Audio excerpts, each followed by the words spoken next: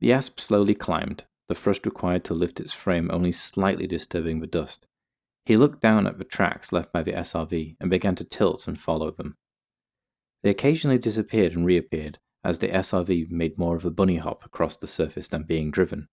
Approximately 4 minutes later, the asp crests the ridge of a local crater.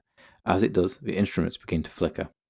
There is no audible warning from Celeste, though something is clearly wrong. Eros sees the lights of the SRV flickering in a small depression on the parabolic curve of the crater, near the rim, roughly 1 kilometer ahead of him. He brings the asp to a stop for a moment. Eros flicks a few toggles, extending several probes from the utility mount. The Hall effect sensors brick-walled as pulse trains came in time with instruments flickering. There were other issues too. A flurry of ions were also hitting the vessel at a near constant rate. He decided that he needed to simply risk it and recover the SRV, hoping the hardened systems of the asp would allow for a pickup without having the whole ship collapse from the sky. He slowly moved the asp over the SRV and activated the hangar camera and carefully aligned it with the target.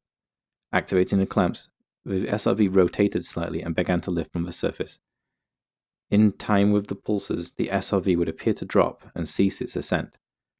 Once inside the bay, Eros nosed down and pulled back on the throttle, retreating the way he came. The disturbances appeared to stop once he dropped back below the horizon of the crater rim. He turned his attention to the SRV bay. Turning on the camera, he saw Sima attached to the chair, although tightly curled into the fetal position. He leveled the ship and brought it down to the ground as quickly as he could, without collapsing the landing gear. He departed the cockpit as though in zero gravity, and headed directly towards the bay, reaching it in less than a minute. The protective ball slid open, rotating its middle section and exposing Sima to the dry air of the ship.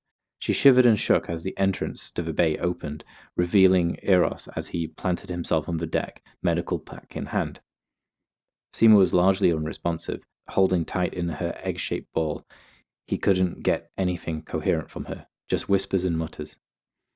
He took great displeasure in doing it, although, after 3 hours of failing to bring her round, he sedated her and placed her in a medical pod. It would at least keep her safe and maintain sleep while he monitored. Her vitals and brain activity appearing completely within the norms, Eros set to his new task, finding out exactly what had happened. He looked over the visual logs. There appeared to be nothing special in the area. The surface probes had not picked up anything from orbit, and on the way down, no usual transmissions, signals, or much else. A regular glide planetfall. He would need to take more data and do a careful peek over the rim of the crater.